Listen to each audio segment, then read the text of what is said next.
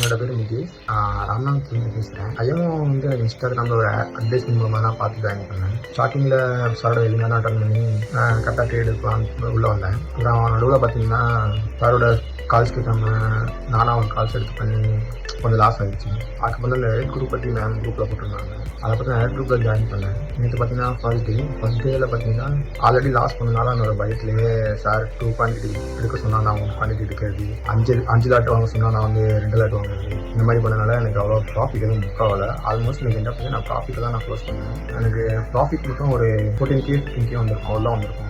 Minimum person இருக்கும். என்ட்ரினா கரெக்டாக தான் ஆனேன். பட் நான் குவான்டிட்டி மேனேஜ்மெண்ட் பண்ணாதனால என்னோட ப்ராஃபிட் வந்து அப்படியே கம்மி ஆகிடுச்சு. நான் கரெக்டாக லாஸ்ட் குவான்டிட்டி எடுத்துருந்தேன்னா எனக்கு எண்ட் ஆஃப் எனக்கு ஒரு 15Kவாவது எனக்கு ப்ராஃபிட் கண்டிப்பாக புக் ஆகிருக்கும்.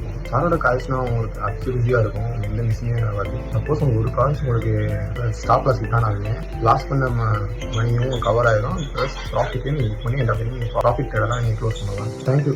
Thank you ma'am.